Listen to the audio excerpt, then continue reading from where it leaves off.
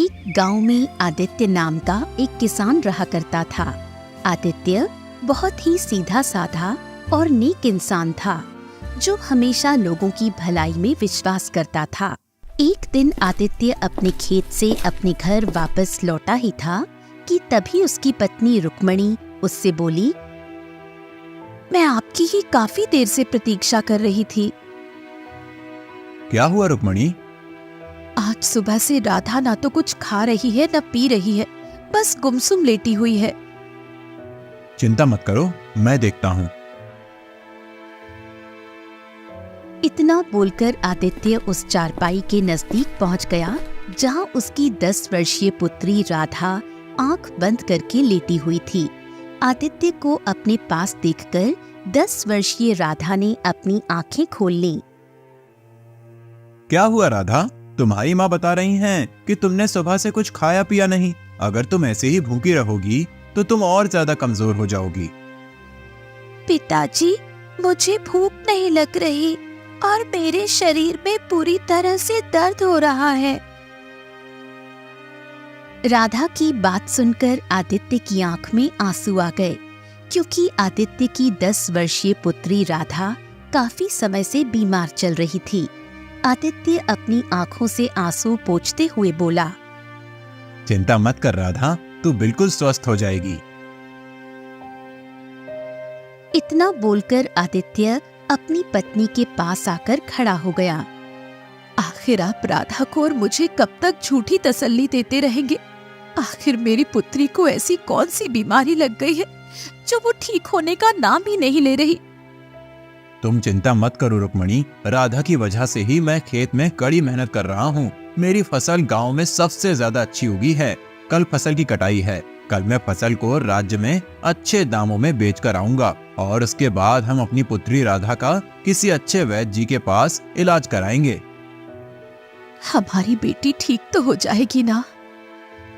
रुक्मणी, मैं हमेशा लोगों की भलाई के बारे में सोचता हूँ और बचपन से मैंने एक ही बात सीखी है, कर भला तो हो भला। मैंने किसी का बुरा नहीं किया, तो विश्वास करो मेरे साथ भी बुरा नहीं होगा। इतना बोलकर आदित्य अपने घर से बाहर चला गया। कुछ देर तक आदित्य गहरी सोच में गुमसुम चलता हुआ एक झोपड़ी के पास खड़ा हो गया।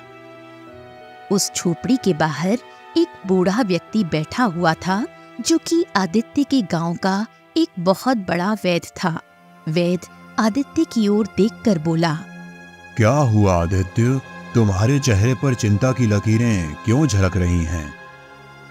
आज मेरी पुत्री राधा ने सुबह से कुछ नहीं खाया और आज मेरी पत्नी भी मुझसे पूछ रही थी कि आखिर राधा को ऐसी कौन सी बीमारी लग गई है जो वो ठीक होने का नाम ही नहीं ले रही।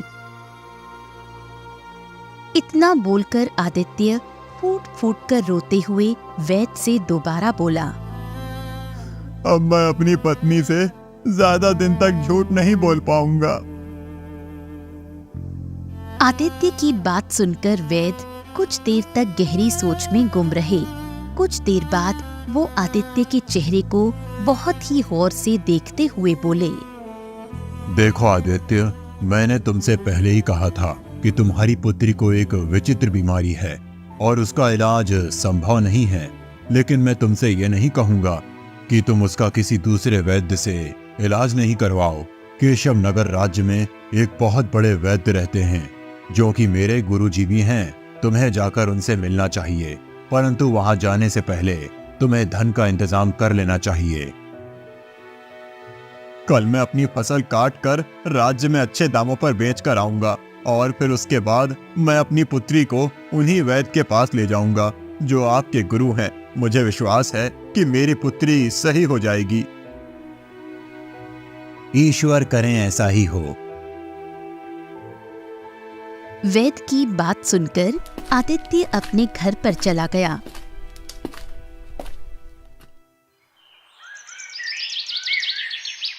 अगली सुबह जब आदित्य अपने खेत की फसल कटाई के लिए जाने ही वाला था कि तभी गांव का मुखिया दौड़ते हुए आदित्य के घर पर आ पहुंचा। आदित्य, गजब हो गया। क्या हुआ मुखिया जी, आप इतने घबराए हुए क्यों हैं? जो खबर मैं लेकर आया हूं उसे सुनकर तुम भी घबरा जाओगे। जल्दी बताइए मुखिया जी, क्या हुआ है? आदित्य, कल रात तुम्हारी फसल में आग लग गई। तुम्हारी फसल जलकर राख हो गई। मुखिया की बात सुनकर आदित्य दौड़ता हुआ अपने खेत में पहुंच गया। आदित्य ने देखा कि उसकी सारी फसल जलकर राख हो चुकी है। आदित्य अपना सर पकड़कर रोने लगा। तभी वहां मुखिया आ पहुंचा। आदित्य मुखिया की ओर देखकर रोते हुए बोला, अब मैं क्या करूं मुखिया जी? सोचा था कि इस फसल को बेचकर अपनी बिटिया राधा का केशव नगर राज्य के वैद्य से इलाज करवाऊंगा। अब मैं क्या करूं? समझ में नहीं आ रहा आदित्य कि तुम्हारे खेत में आग कैसे लगी। आप नहीं जानते, मेरी फसल में आग नहीं लगी, बल्कि मेरी जी तोड़ मेहनत में आग लगी है। मेरा परिवार तो अब भूखा मर जाएगा। अब मैं क्या करूं? मैं जानता हूं तुम्हारी पुत्री विचित्र बीमारी से जूझ रही है, लेकिन तुम चिंता मत करो। अगर तुम चाहो तो मैं तुम्हें जमींदार से कुछ कर्ज दिलवा सकता हूं। ये सुनकर आदित्य अपने आंसू पोंछते हुए बोला, मुखिया जी, मैं आपका यह एहसान जिंदगी भर नहीं भूलूंगा। मेरी पुत्री का इलाज होना बहुत जरूरी है। तो फिर चलो मेरे साथ।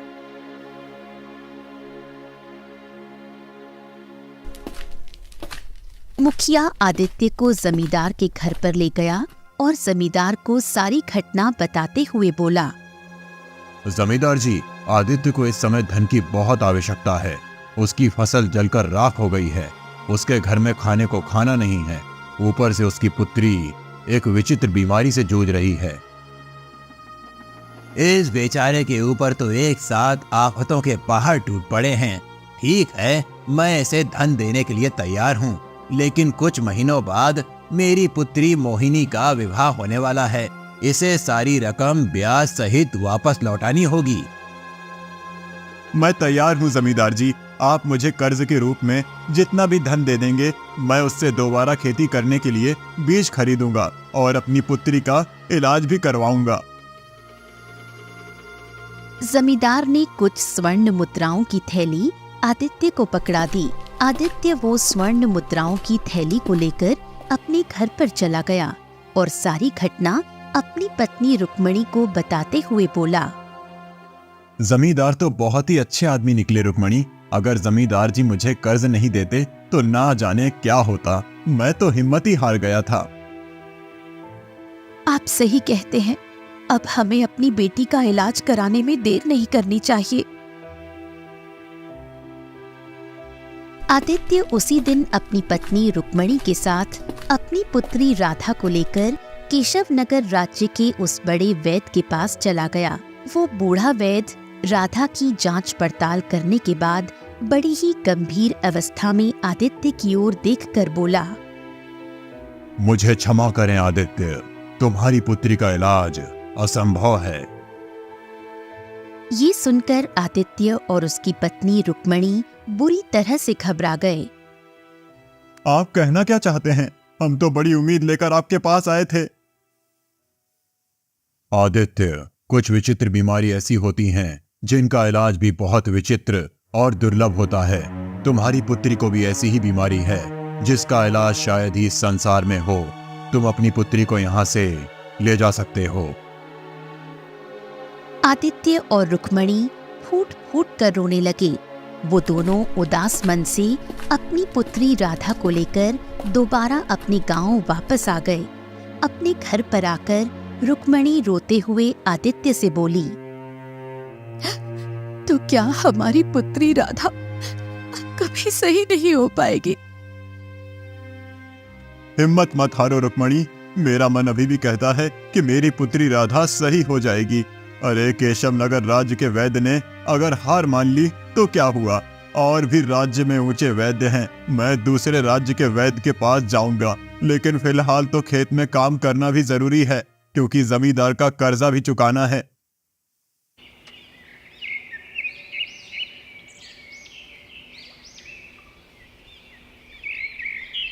अगले दिन आदित्य कुछ बीज खरीदकर अपने खेत में बोने गया ही था कि तभी वहां पर जमींदार अपने साथी बलिया के साथ आ पहुंचा और आदित्य की ओर देखकर बोला, मुझे मेरा कर्ज सूद सहित वापस चाहिए।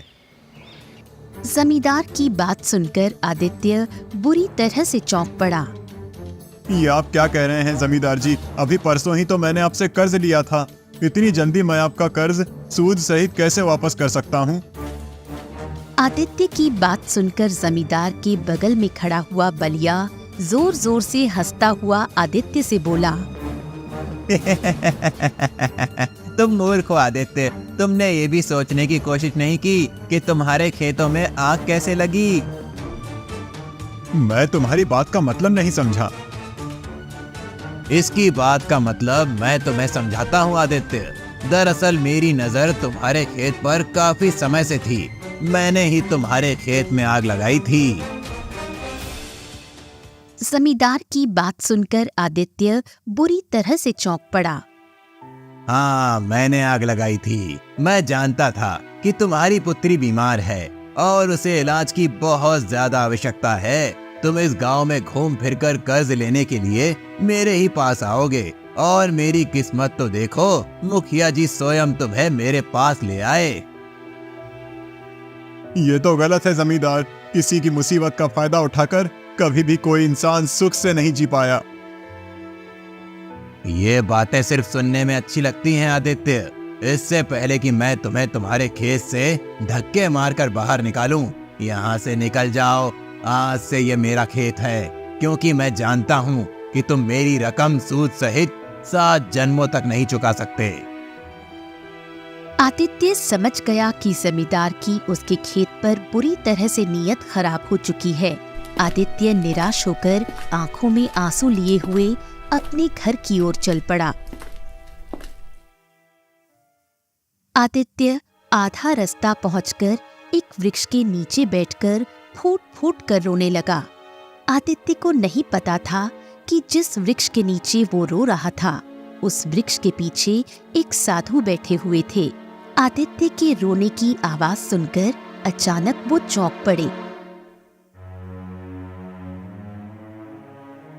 वो साधु आदित्य के पास आकर बोले, क्या हुआ? तुम रो क्यों रहे हो? आदित्य रोते हुए सारी घटना साधु को बताते हुए बोला, मेरी पुत्री मौत की कगार पर खड़ी हुई है और मेरा खेत भी जमींदार ने मुझसे छीन लिया। तुम्हारे साथ वास्तव में बहुत बुरा हुआ है। अगर तुम्हारे साथ इतना बुरा नहीं हुआ होता तो मैं तुम्हें एक रहस्य कभी नहीं बताता। कौन सा रहस्य साधु महाराज? एक ऐसा रहस्य जिससे तुम्हारी पुत्री की विचित्र बीमारी सही हो सकती है और तुम इतने धनवान हो सकते हो जिसकी तुम कल्पना भी नहीं कर सकते। साधु की बात सुनकर आदित्य चौंकते हुए बोला, साधु महाराज, मैं केवल यही चाहता हूँ कि मेरी पुत्री स्वस्थ हो जाए। धन का क्या है? धन तो आता जाता है। धन तो मैं कभी भी मेहनत करके भी कमा सकता हूँ। मुझे तुम्हारी ये बात बहुत अच्छी लगी। अब मेरी बात ध्यान से सुनो। यहाँ से कुछ दूर एक घना और विचित्र जंगल पड़ता है। कहते हैं कि उस विचित्र जंगल में एक बहुत ही सुंदर झील बहती है। उस झील के किनारे एक दुर्लभ जादुई कमल का फूल उगता है। वो फूल केवल वही व्यक्ति प्राप्त कर सकता है जिसका मन लोभ और ईर्ष्या से दूर हो और जिसके मन में दूसरों के प्रति प्रेम और दया की भावना हो। जैसे ही तुम उस फूल को अपनी पुत्री के शरीर से स्पर्श करोगे, तुम्हारी पुत्री सही हो जाएगी। और अगर तुम एक बार उस विचित्र जादुई फूल से जितना भी धन मांगोगे, तुम्हारे पास उतना ही धन आ जाएगा। उसके बाद वो फूल गायब हो जाएगा। परंतु उस फूल तक पहुंचना बहुत ही असंभव काम है। साधु की बात सुनकर आदित्य बड़े ही आत्मविश्वास भरे लहजे में बोला, अपनी पुत्री की जान बचाने के लिए मैं बड़े से बड़ा खतरा उठाने के लिए तैयार हूँ साधु महाराज। तो फिर देर मत करो, यहाँ से दाईं ओर दिशा में मुड़ जाओ।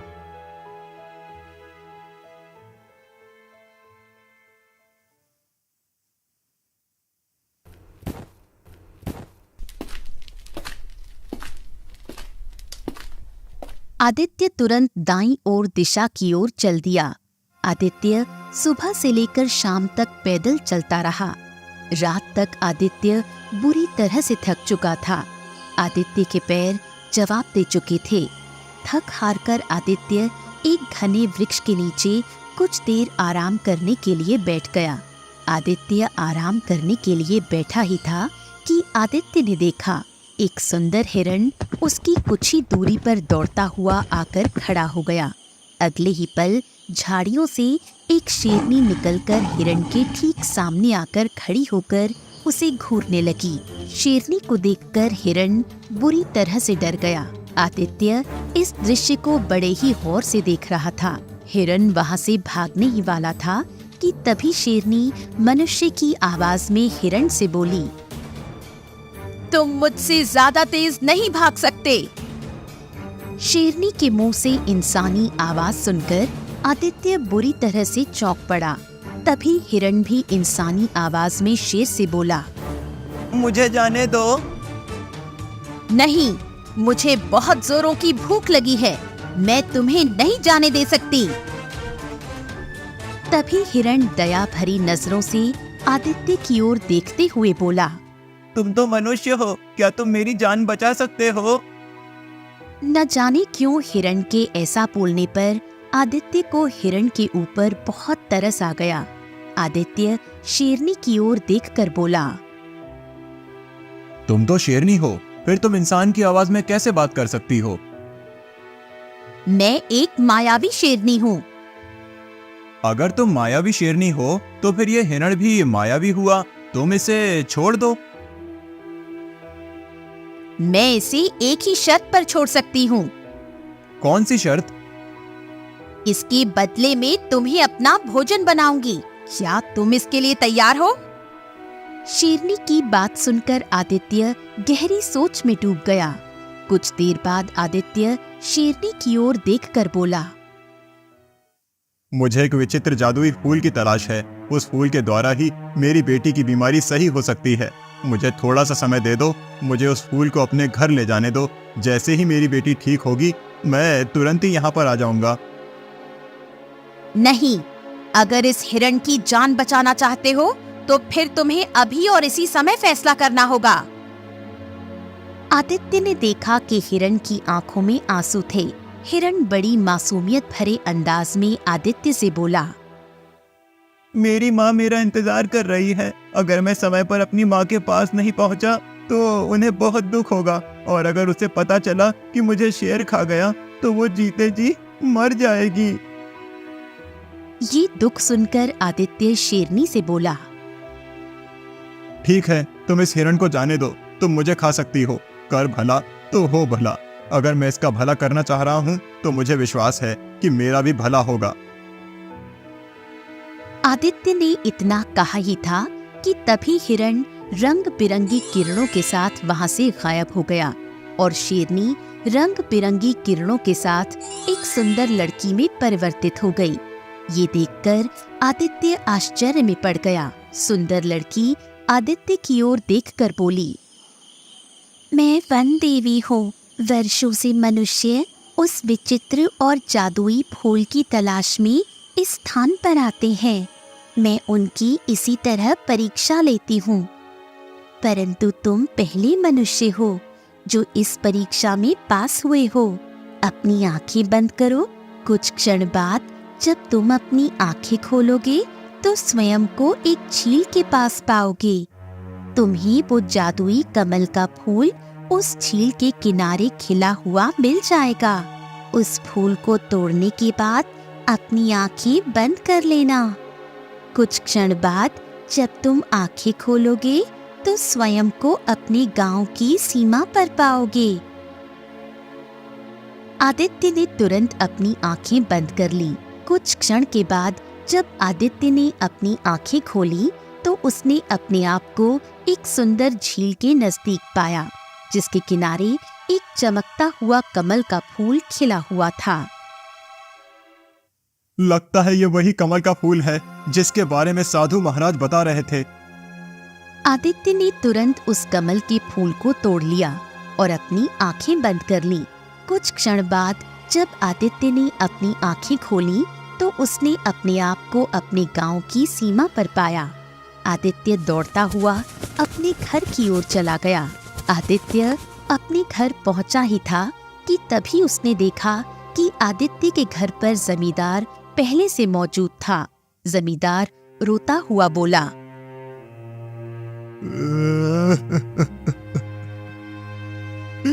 मुझे क्षमा कर दो आदित्य, मुझे मेरे किए की सजा मिल गई।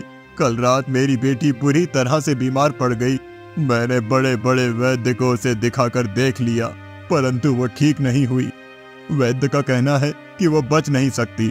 अब मुझे एक नहीं बल्कि दो अर्थी का इंतजाम करना है। मेरी पत्नी मेरी बेटी से बहुत प्रेम करती है। अगर मेरी बेटी इस दुनिया में नहीं रही तो उसकी माँ भी उसकी मौत का सदमा बर्दाश्त नहीं कर सकेगी। मेरे हाथ में जो ये कमल का फूल देख रहे हो, ये एक चमत्कारी फूल है। अगर इसे अपनी बेटी के शरीर से स्पर्श करोगे तो वो बिल्कुल स्वस्थ हो जाएगी। मैं इसे विचित्र जंगल से अपनी बेटी की बीमारी को ठीक करने के लिए तोड़कर लाया था। तब तो तुम्हें अपनी बेटी को ठीक करना चाहिए आदित्य। मुझसे तुम्हारा दुख देखा नहीं जा रहा।